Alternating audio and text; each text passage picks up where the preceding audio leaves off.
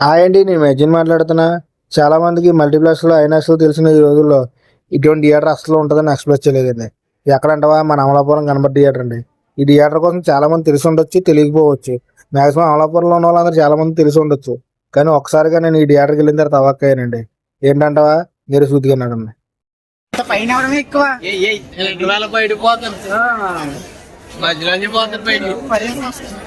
డెబ్బై రూపాయలు టికెట్ బయటికి వెళ్ళిపోయి తినలేదు కదా ఎంత తినేసి వద్దాం. బయటికి వెళ్ళిపోయి తినలేదు కదా ఎంత తినేసి వద్దాం. మ్యాటర్ ఏంటంటే, అందరం కలిపి పండగ పేరు చెప్పి ఎక్కడికి తిరగలేదని చెప్పేసి ఏదో సినిమా ప్రోగ్రామ్ పెట్టుకున్నామండి. అదే మన చిరంజీవి గారి సినిమాకి పోదామని చెప్పేసి ఫిక్స్ అయిపోయామండి. తీరా చూస్తే ఏ థియేటర్లోని సినిమా టికెట్లు లేవండి. సర్లే ఏదో సినిమా పోదామని చెప్పి సర్వానంద్ టికెట్లు తెస్తే తీరా చూస్తే అంది 70 రూపాయల టికెట్లు అండి. 70 రూపాయల టికెట్లు వస్తే నేను సంకలు గుద్దుకుని ఒకడు వెళ్ళిపోయామండి. తీరా చూస్తే లోనికి వెళ్ళిన తర్వాత తెలిసింది అసలైన మ్యాటర్. 70 రూపాయల టికెట్లు ఎందుకు ఇచ్చాడు అన్నది. ఇది బాగా బీసీ కాలం నాటి సినిమా థియేటర్ అండి. కానీ ఎంతైనా ఏదైనా మన బీసీ కాలం థియేటర్ అంటే మన 90s కిడ్స్కి చాలా ఆనందం కలుగుతుందండి. పాత రోజులన్నీ గుర్తొస్తుంది. అంతా ముగించుకుని రిటర్న్ ఇంటికి వచ్చేటప్పుడు చలి మాత్రం ఘోరంగా ఉందండి. ఏదో వీడియో చూసి లైక్ చేసి ఫాలో చేయండి. అంతవరకు బై బై, టాటా.